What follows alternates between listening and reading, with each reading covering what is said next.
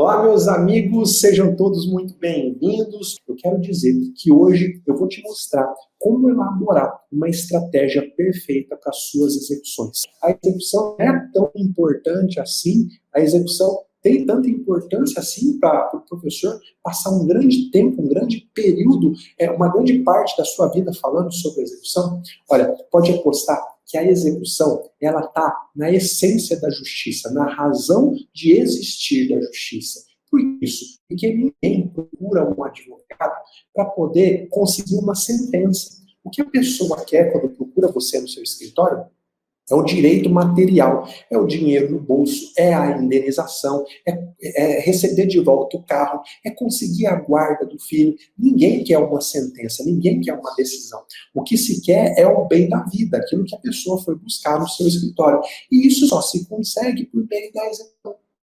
Ninguém quer o cheque, por exemplo, para andar com ele na carteira. O que a pessoa quer é o dinheiro representado naquele cheque. O que as pessoas buscam quando procuram você no seu escritório é a solução do problema.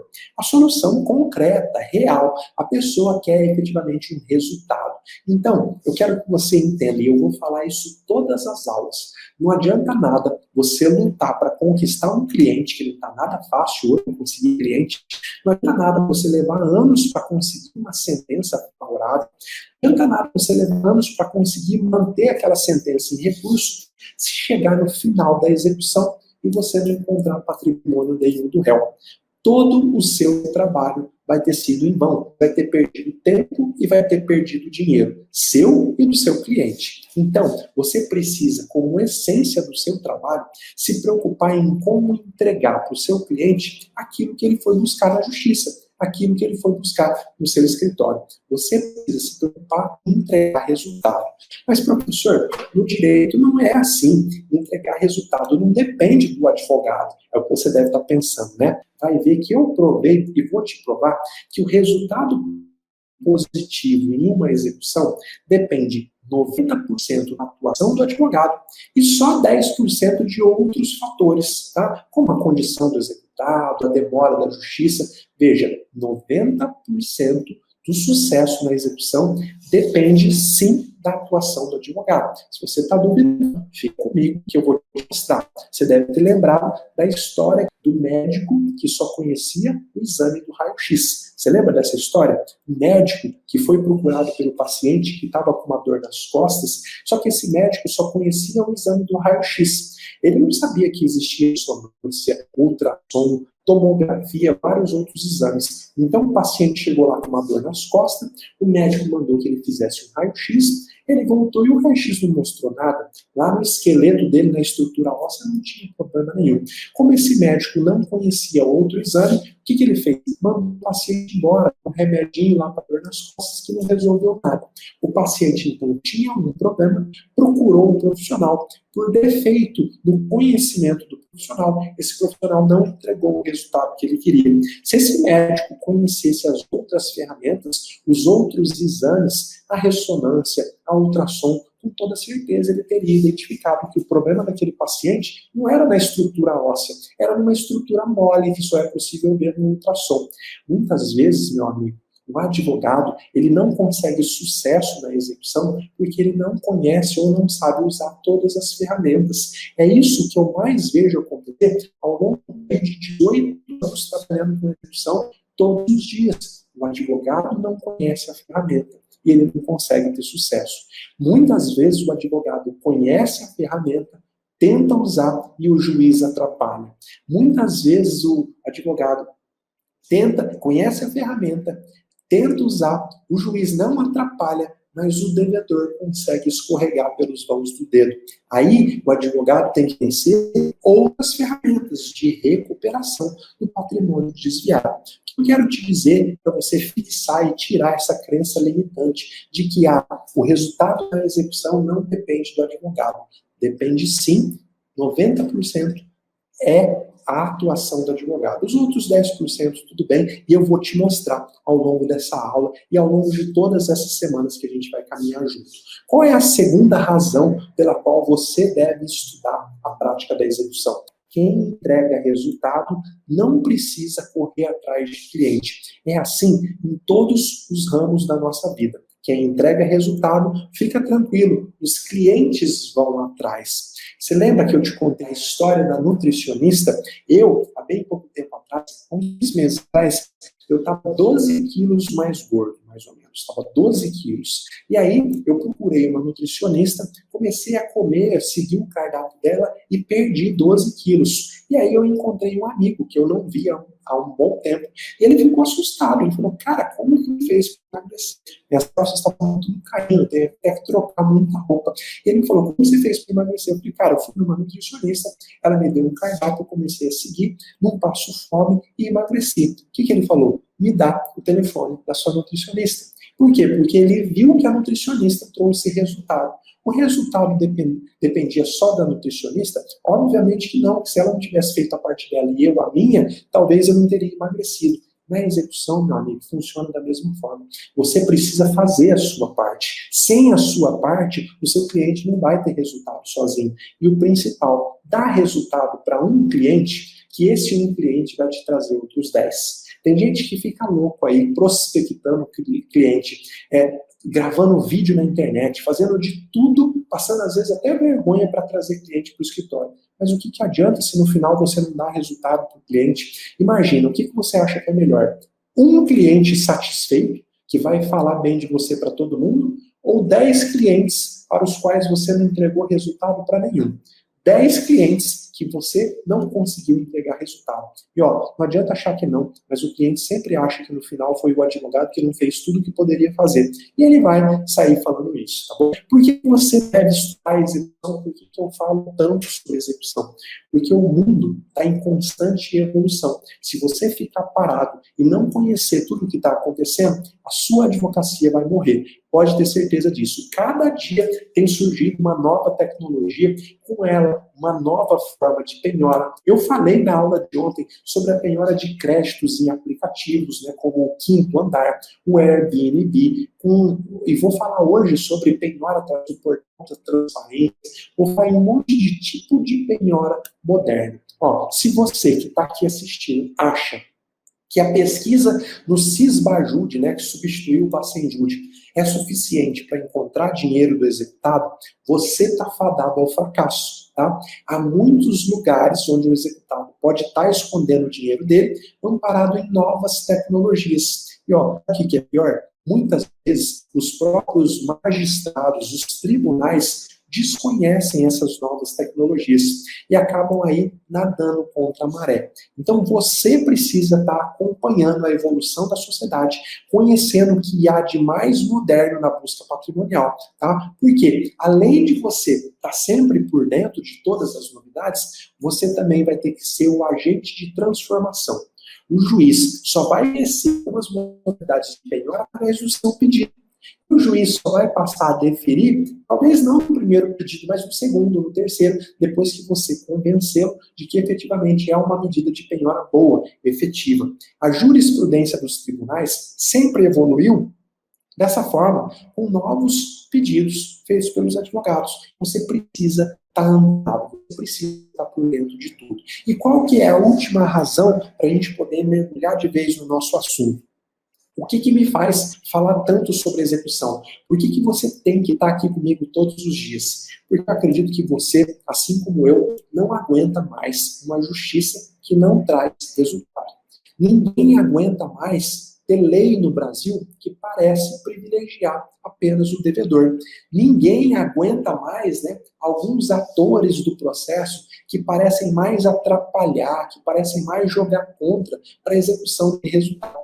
Você já passou por alguma situação de algum ator processual que, ó, lavo as minhas mãos, o problema da execução é do exequente, não é meu. Quando a gente sabe que é dele, sim, ninguém aguenta mais esse tipo de situação. Às vezes, você não tem a impressão de que o mundo está de cabeça para baixo? De que o rabo está balançando o cachorro? Um amigo meu gosta de dizer, né? O mundo está de uma forma que daqui a pouco o poste vai mijar no cachorro. E é essa sensação que eu tenho, às vezes, quando a gente está falando da execução. Parece que a execução só serve para trazer mais prejuízo para o credor, e não para aquilo que ela serviu, para aquilo que ela existe, que é para trazer resultado.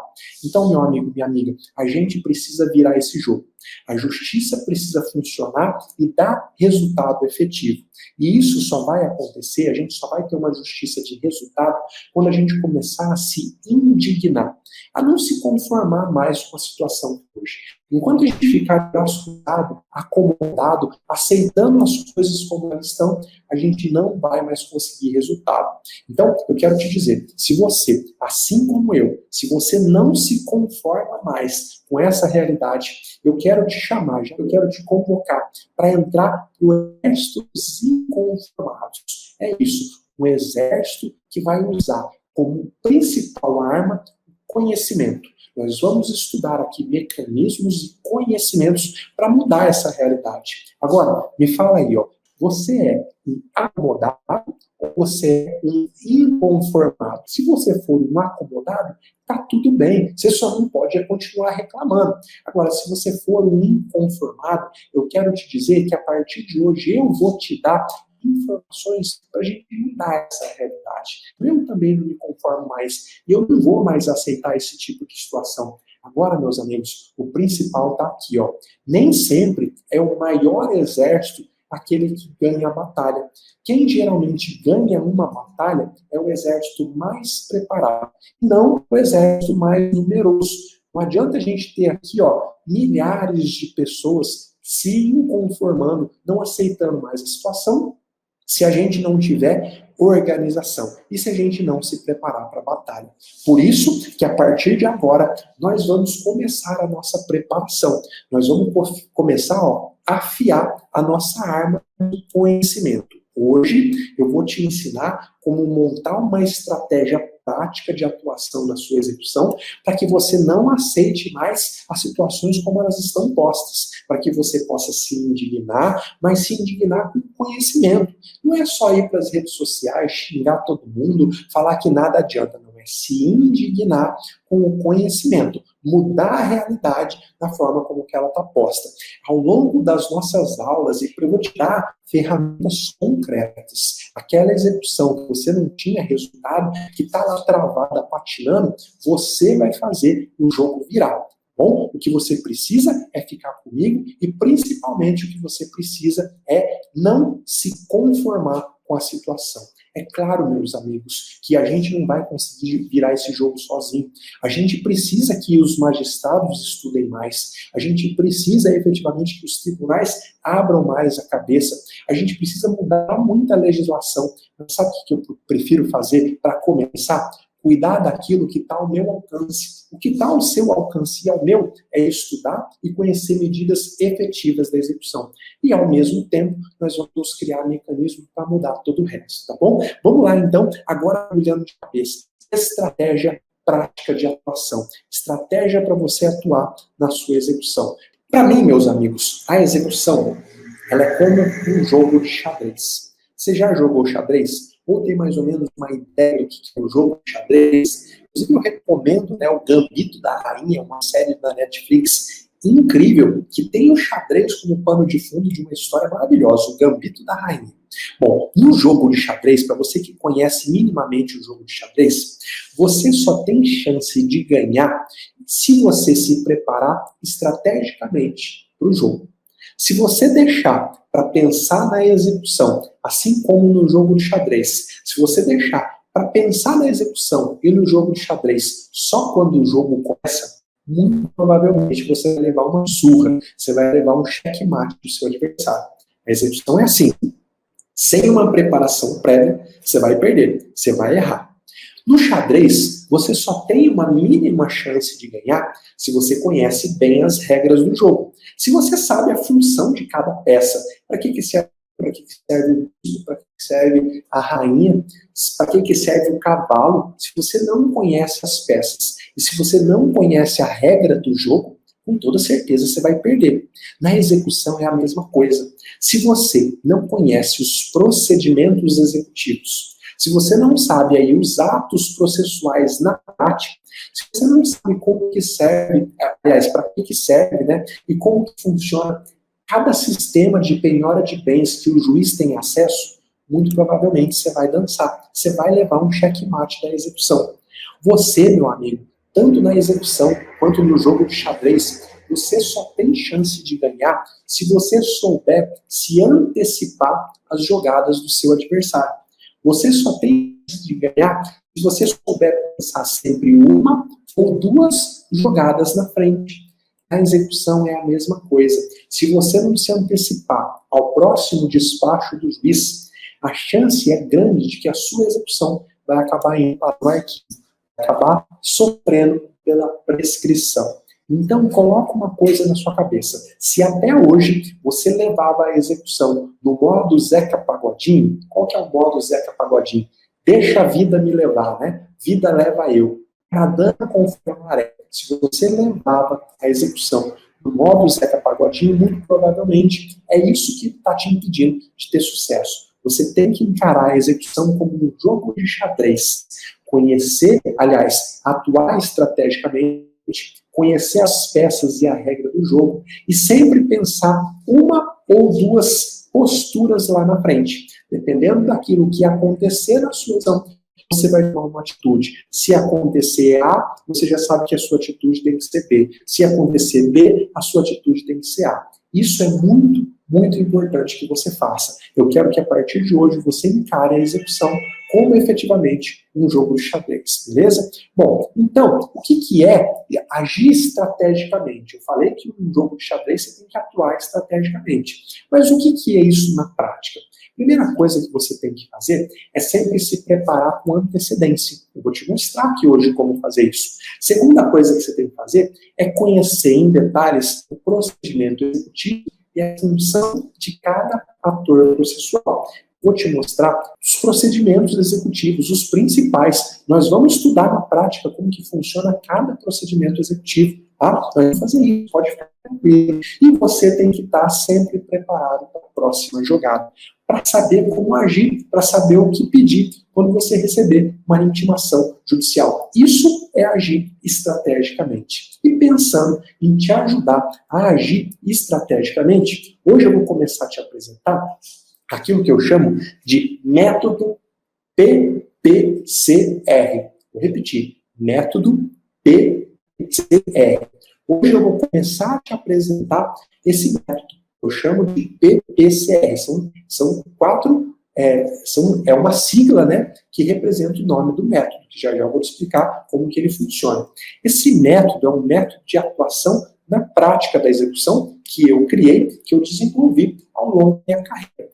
Através desse método, você consegue ter uma atuação estratégica. E você sempre vai estar preparado para tudo que pode acontecer para o próximo passo. Você nunca mais vai ser pego de surpresa.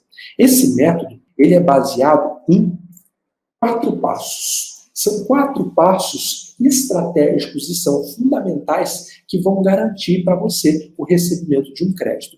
Eu vou falar para você aqui o que significa cada letra do método PPCR. E aí a gente vai se aprofundar.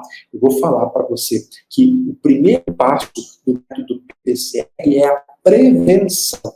Tá? Você precisa conhecer medidas que você deve tomar para prevenir, para evitar que o seu cliente acabe levando calote. Tem muita coisa que você pode fazer. Você não pode esperar chegar à execução para tomar atitudes. Tem várias atitudes práticas concretas.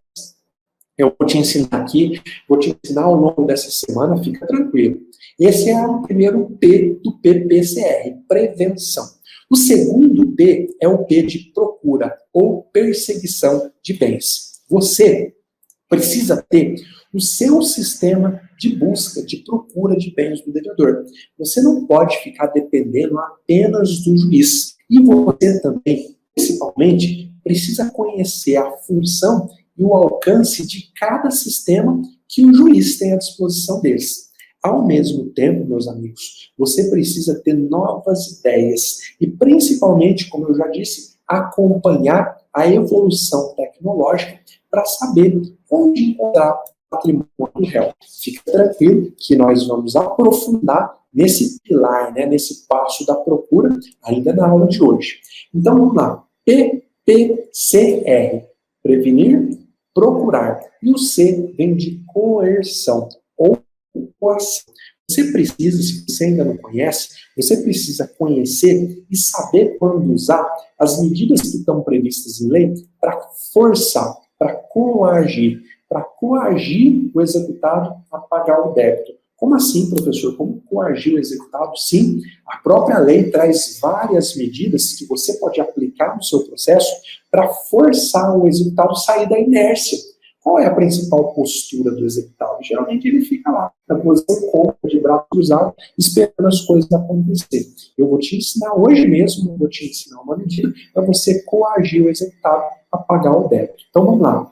P de prevenção, E de procura, C de coerção e R de recuperação e de responsabilização. Talvez aqui esteja o maior ouro desse método. Você, me fala uma coisa, você, geralmente, quando você não encontra bens nenhum do executado, acha que já procurou de tudo, sua atitude mental é geralmente falar, ferrou, agora não tem mais o que fazer. Você acha que tudo está perdido quando você não encontra algum bem do executado? Talvez, meu amigo, você seja um médico que só conhece o exame do raio-x.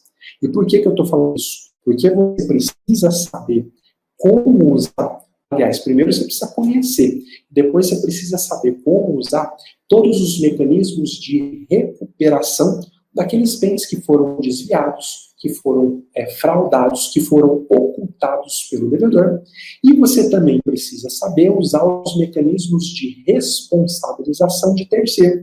Você sabia que a lei permite que, em algumas circunstâncias, você, credor, consiga responsabilizar um terceiro no pagamento da dívida do executado? Existe na legislação várias medidas para isso. Tudo isso está na lei. Basta que você saiba utilizar. Agora, vamos aprofundar o estudo de cada um desses 4 passos para você poder entender a estratégia e ver como colocar em prática nas suas execuções. Esse método é baseado em 4 passos, 4 atitudes que você tem que tomar.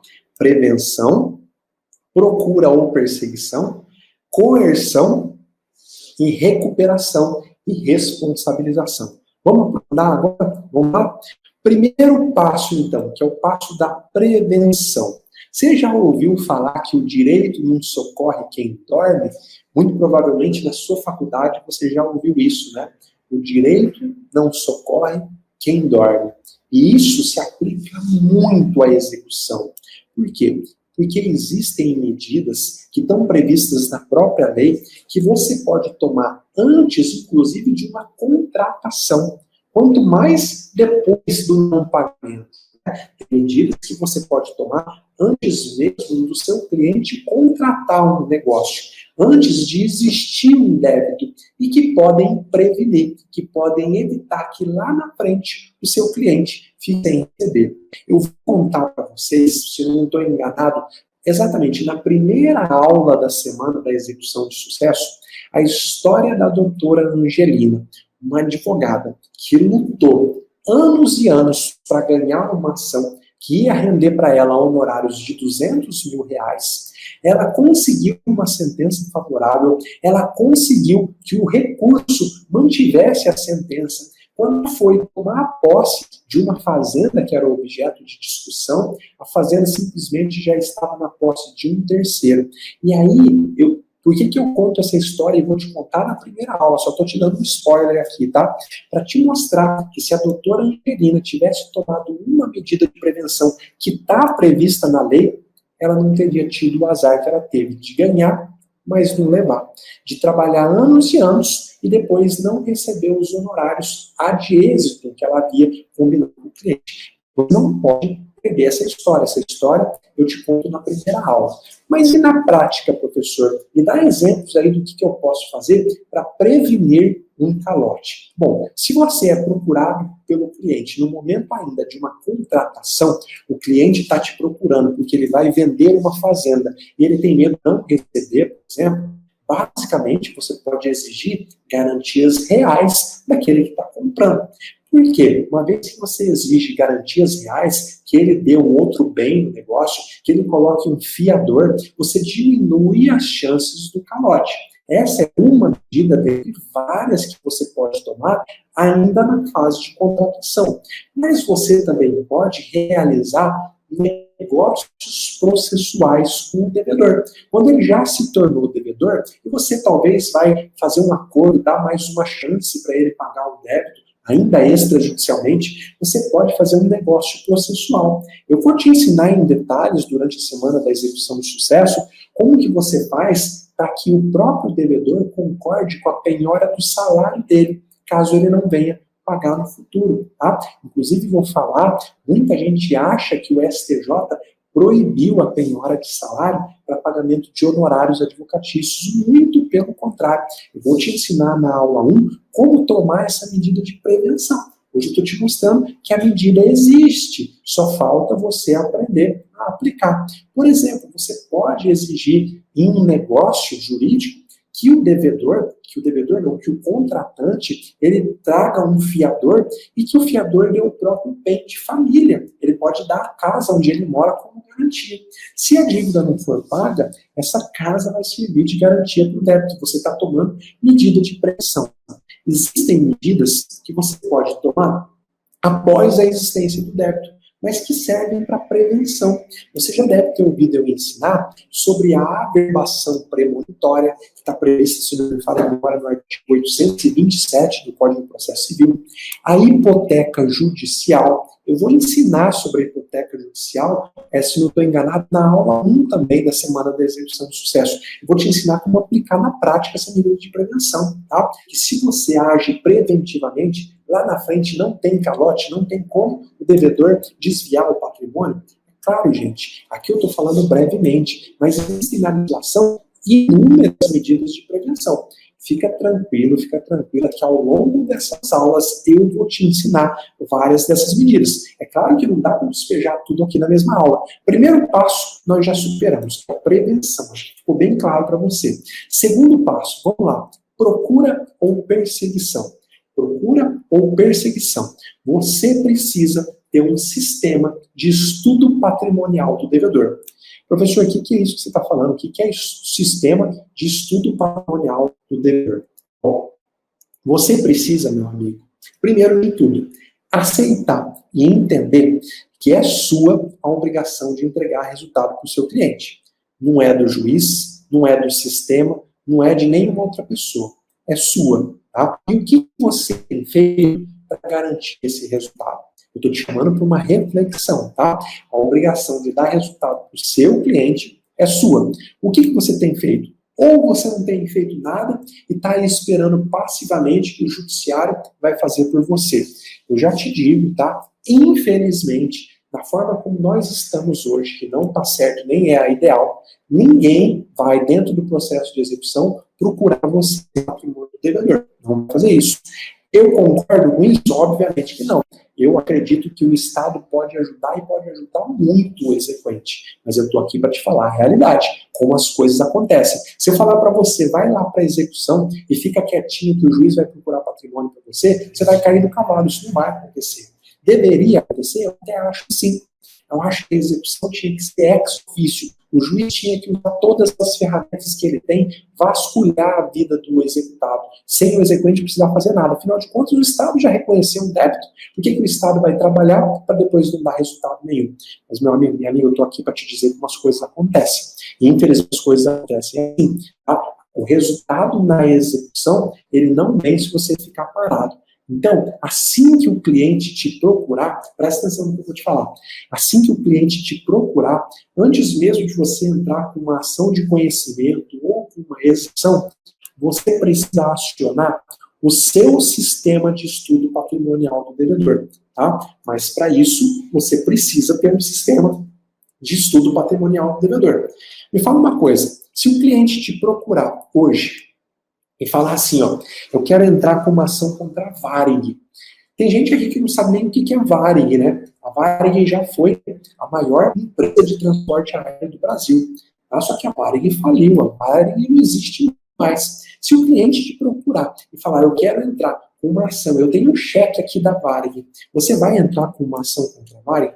Obviamente que se você não conhece a situação patrimonial, se você não fez um estudo e se você sequer sabe que a Varig está quebrada, você vai entrar com uma ação. Agora, se você conhece e tem um sistema para fazer uma mínima busca patrimonial do devedor, você pode falar para o seu cliente, ó, vamos entrar, que eu já sei inclusive por onde ir. Você tem mais segurança para você e você sabe que você não vai estar trabalhando no escuro.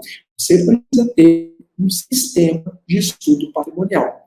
Mas, professor, me fala melhor, para que eu tenho que ter esse sistema de estudo? Por dois motivos. Primeiro, como eu já disse, para você não trabalhar em vão. O cliente te procura, você entra com a ação, faz todos os estudos, chega no final não encontra nada. E segundo, e principal, para você poder se adiantar e resguardar para você eventual bem que você encontrar. Tá? Lembra? O direito não socorre quem dorme. Não sei se você sabe, mas a penhora, ela se guia pela antecipação. Aqueles que fazem a penhora em primeiro lugar, desde que sejam créditos da mesma natureza, quem penhorou em primeiro lugar recebe. Aquele que penhorou depois simplesmente não recebe. Então você precisa de um sistema de busca, um sistema próprio, um sistema que você aprendeu a desenvolver. Qual que é atualmente o seu sistema de estudo patrimonial do devedor? Ou você simplesmente ignora isso? Fala para mim, você precisa se atentar que existem diversos mecanismos de busca de bens que o advogado pode utilizar antes mesmo de iniciar a execução. Ele não depende apenas dos sistemas aí que o juiz tem acesso, como o Sismajude, o Renajude. Quer alguns exemplos? Presta atenção, que agora eu vou te dar alguns exemplos para você colocar aí no seu catálogo de busca. O cliente te procurou, você já vai fazer essas buscas. Você já vai colocar o estagiário do escritório para fazer essas buscas, tá bom? Presta atenção, eu vou falar algumas, obviamente que ao longo dessas lives, mas principalmente na semana da execução de sucesso, eu vou falar de várias outras. Vamos lá, exemplo de busca de bens. Bom, obviamente essa aqui você já deve ter usado, né? Que é ir até o Detran, ir até o cartório de registros de imóveis. Para isso, você não depende de ordem judicial. Você pode ir lá e falar, olha, esse CPF aqui tem carro registrado no nome? Tem imóvel registrado no nome? Isso não depende de ordem judicial. Você pode fazer sem precisar da ajuda do juiz.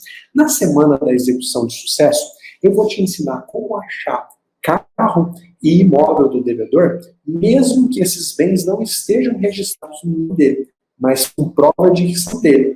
Vou te ensinar isso, mas eu estou te falando aqui do meio tradicional, que às vezes você ignora. Às vezes você acha, não, o Detran só vai lhe dar essa informação se for por ordem do juiz.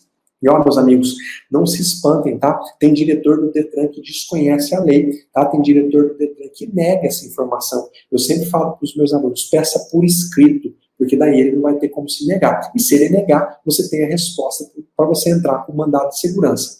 Outra forma de busca de patrimônio do devedor que você pode fazer sem precisar da ajuda do juiz. Busca nos sites dos tribunais sobre crédito do requerido. Você bate o nome do seu executado lá no site de todos os tribunais do Brasil, nos tribunais de justiça, nos tribunais federais, na justiça do trabalho, você bate, que muito provavelmente o seu executado pode ser credor em outra ação. E essa expectativa de direito dele, esse crédito que ele almeja ter, isso é penhorável. Você pode pedir a penhora disso. Você pode pedir uma cautelar em cima disso. Então, há mecanismos de busca de bens que você pode usar antes mesmo da execução começar. Busca de crédito junto ao poder público. Você já ouviu falar do portal da transparência? Todos os contratos que o poder público faz com uma pessoa, seja uma pessoa física ou jurídica, esses contratos estão no portal da transparência. Terminando essa live, bate lá no Google, portal da transparência e o nome do seu município. Você consegue lá dentro, com o CPF do executado, o CNPJ do executado, pesquisar se ele tem algum crédito para receber do poder público. E você consegue penhorar esse crédito. Todas as vezes que você, com astúcia, se antecipa, usa os sistemas eletrônicos que estão aí, você consegue ter sucesso. Olha, tem a história, tá, de um aluno do meu treinamento que ele conseguiu encontrar um crédito de 2 milhões de reais de um devedor. Sabe o que ele fez? Encontrando esse crédito, ele penhorou, conseguiu receber o crédito para o cliente dele, e aí depois ele descobriu que aquela empresa tinha mais 16 execuções. Sabe o que ele fez? Entrou em contato com os 16 executados e falou, vamos fazer uma parceria? Eu sei onde que tem bens dessa empresa, vamos fazer uma parceria, você me dá tantos por cento dos seus honorários. Fizeram a parceria, ele recebeu, se não me falha a memória, ele fez parceria em 12 dos 16 processos, e conseguiu com essa dica de pesquisa de crédito do executado. A partir de hoje, você tem isso dentro do seu sistema. Busca de cotas sociais de empresa. Você busca para saber se o seu devedor é sócio de alguma empresa, mas se você busca no lugar certo. Tem um sistema que foi criado pelo governo federal que chama Rede Sim. Está aí no mapa da aula para você ver. Rede Sim. Você entra na redesim.gov.br, é do governo federal, e lá você consegue descobrir se uma pessoa é sócia de uma empresa, você consegue descobrir se essa empresa tem filiais, você consegue descobrir endereços dessa empresa, tudo em um site gratuito do governo federal. Não é site pirata, não é informação pirateada ou sugada de algum lugar, é do governo federal. Então, Rede Sim, você consegue entrar e fazer uma busca. Se ele for, por exemplo, sócio de uma empresa, você pode pedir para o juiz penhorar as cotas sociais.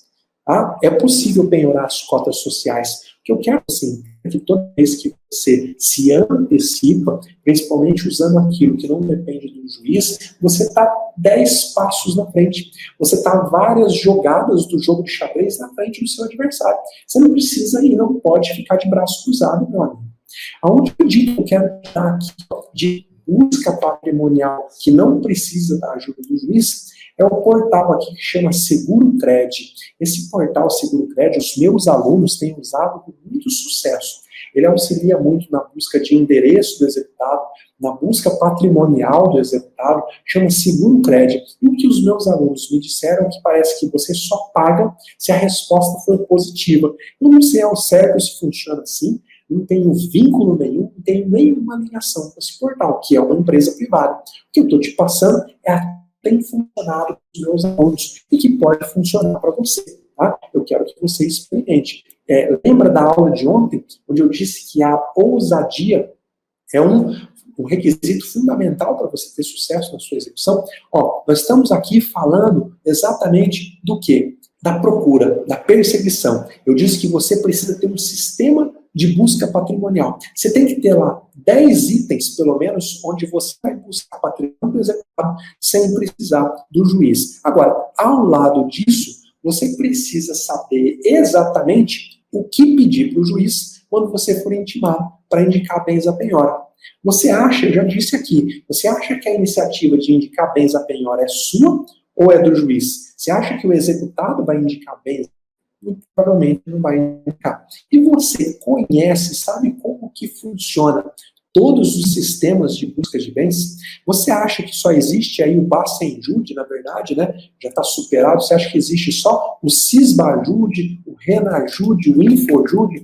O Sisbajude, o Renajude, o Infojude? Você está enganado, tá? Existem mais de 12, 10 mais 2. 12 sistemas que podem te ajudar a encontrar patrimônio executado e que o juiz tem acesso. Se você ainda não assistiu, tá, eu vou recomendar uma aula onde eu gravei explicando cada um desses sistemas, qual é a função de cada um deles. Tá? Não daria para eu fazer isso aqui, senão a gente ia precisar de mais 1h30, mais 2 horas.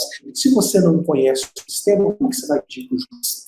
Se você não sabe quais são as funcionalidades do sistema, o que você vai pedir para o juiz? Você sabe tudo que dá para pedir no Renajude? Você sabe tudo que dá para pedir no Infojude? Se você não sabe, você precisa assistir essa aula para você poder entender, tá bom? É fundamental que você faça isso.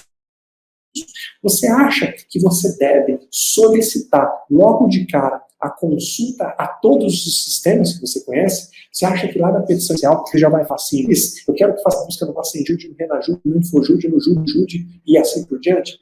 Você precisa ter o seu sistema, sua engrenagem de busca patrimonial quando a execução começa. Fica tranquilo, tá? Que tudo que eu estou falando aqui, que estou deixando em aberto, eu vou te ensinar ao longo das aulas, ao longo da semana da execução de sucesso. Eu quero que você entenda que eu estou fazendo com você aqui é um curso completo, tá? Eu não venho aqui só para cuspir conteúdo e deixar buraco não, nós vamos com conhecimento. Eu gosto de dizer, o conhecimento é como tomar remédio. Se o médico chega para você e fala, você tem um problema, tá aqui, ó, você tem essa cartela de remédio para tomar. Se você pegar a cartela e tomar tudo de uma vez, o que vai acontecer? Você vai morrer. Além de não curar o seu problema, você vai morrer. O conhecimento é a mesma coisa. Você precisa ir tomando devagarzinho e assimilando devagarzinho. Senão você não aproveita nada, você não entende nada. Da mesma forma que o conhecimento como remédio, você não pode tomar ao longo da sua vida. Eu vou tomar uma pílula hoje, vou tomar uma mês que vem, vou tomar um outro mês, se o médico te mandou tomar uma pílula por dia. Vamos lá, nós falamos então da procura ou da perseguição. Lembra, o primeiro passo, prevenção. Agora, procura ou perseguição. Vamos para o terceiro passo, que é a coação ou coerção. Vamos falar desse passo? Bom, existem na lei diversas medidas que podem te ajudar a forçar o devedor a quitar um débito. Durante a tramitação da execução, você deve sempre mesclar pedidos de busca de bens com pedidos de aplicação de medida de coerção. É assim que você faz. Você ora pede para o juiz aplicar uma medida de coerção, ora pede para ele aplicar uma medida de busca patrimonial. Deixa eu te dar um exemplo. Você já olhou para o artigo 774, inciso 5 do Código de Processo Civil? Já olhou para esse artigo? Sabe o que ele diz? Ele diz sobre ato atentatório à dignidade da justiça. Em resumo, ele fala assim, ó, você, exequente, pode pedir para o juiz intimar o devedor para que o devedor indique quais são e onde estão os bens penhoráveis. E ele fala mais, se o devedor não indicar ou se ele simplesmente não responder, o juiz pode aplicar uma multa por ato atentatório à dignidade da justiça. Essa multa, ela pode chegar a 20% do valor da causa.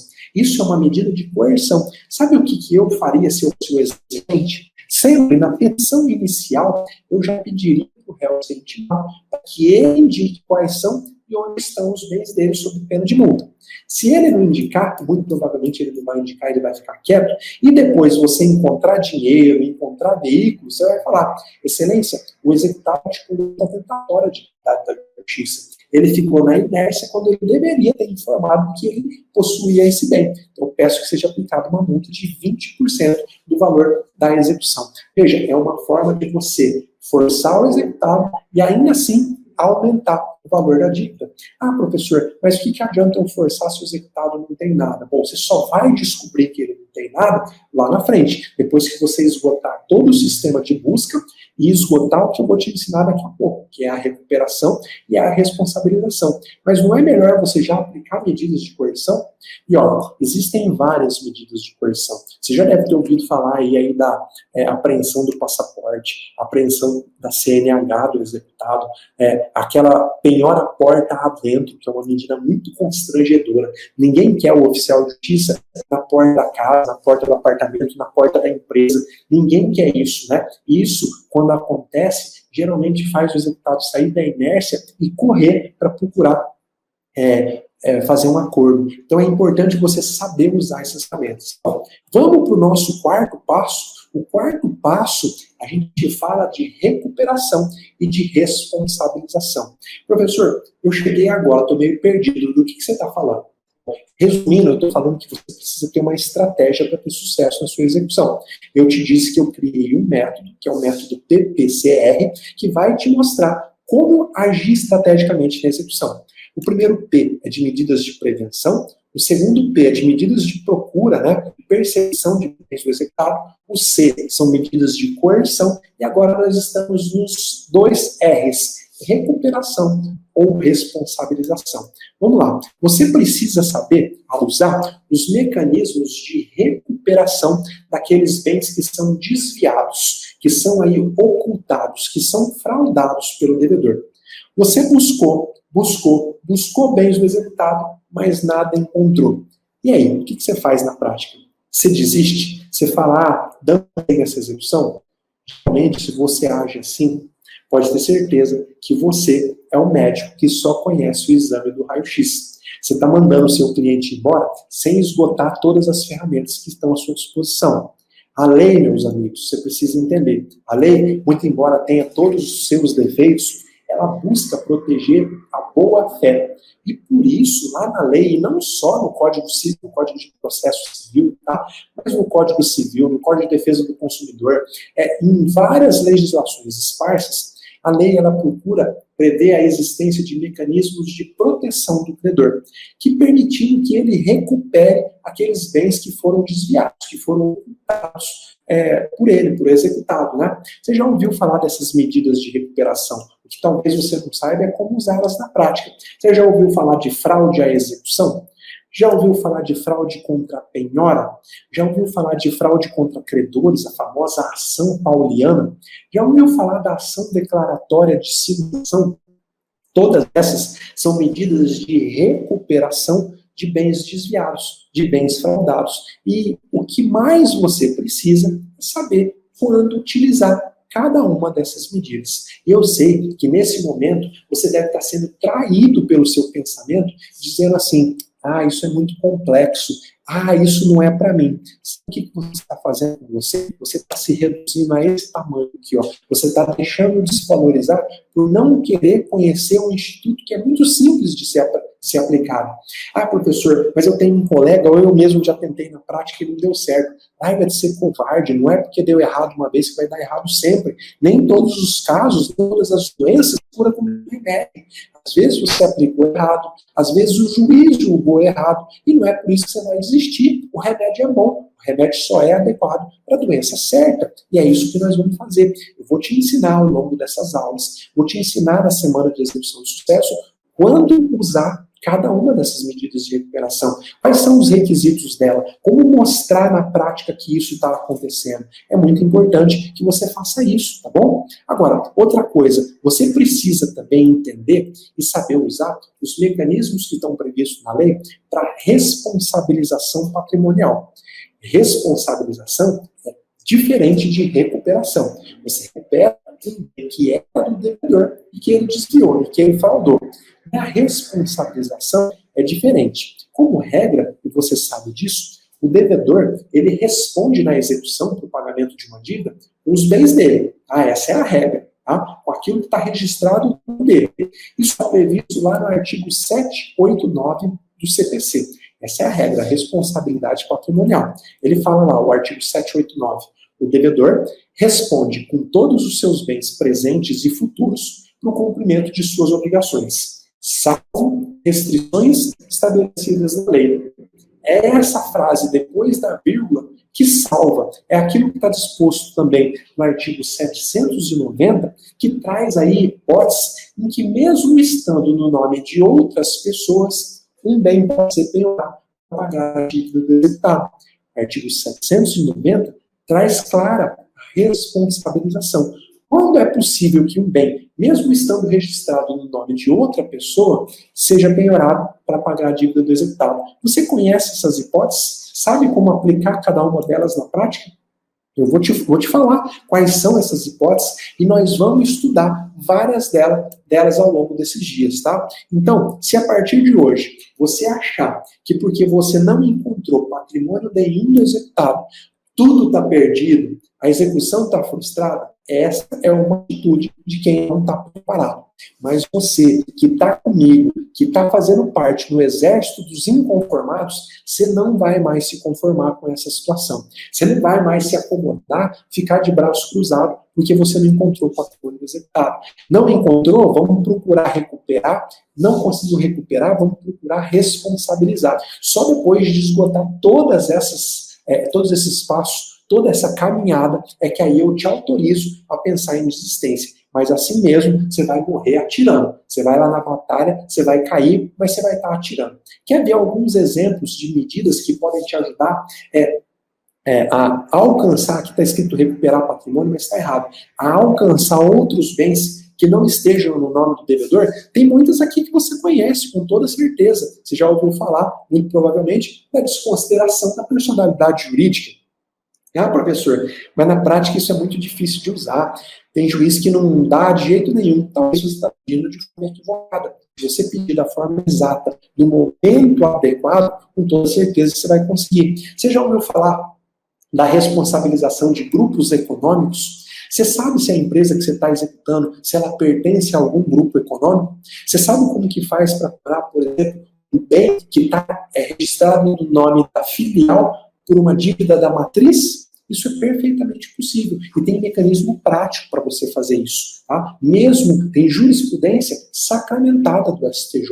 Se você está executando uma empresa e você até hoje não tentou descobrir se tem uma filial, muito provavelmente, se você não está encontrando dinheiro na conta dela, é que ela está movimentando dinheiro na conta da filial. Você consegue, dentro da execução, penhorar o bem que está no CNPJ da filial por uma dívida da matriz. Isso é perfeitamente possível. Você já ouviu falar da responsabilização entre franquias e franqueados? Você já conseguiu ou já pediu a penhora de bem que está registrado no nome do cônjuge? Você pode penhorar 50% do bem que está registrado no nome do cônjuge. Basta que você mostre para o juiz que eles são casados e qual é o bem do casamento. Você já ouviu falar da ação declaratória de simulação? Quando o devedor tem bens, mas esses bens estão todos no nome de anja, o que você faz, por exemplo, quando o devedor é dono de uma empresa, mas lá no papel ele figura como funcionário? Tem até o olerite que está lá na folha de pagamento da empresa. O que você faz? Você desiste da execução? Eu vou te ensinar, vou montar com você uma ação declaratória de simulação para esse tipo de caso, para você poder provar para o juiz quando que isso está acontecendo e pedir atitudes concretas de penhora de bens que está no nome de outra pessoa, mas que pertence ao executado. São mecanismos de responsabilização. Tem vários na nossa lei. Eu coloquei só alguns aqui para você ter uma ideia, tá bom?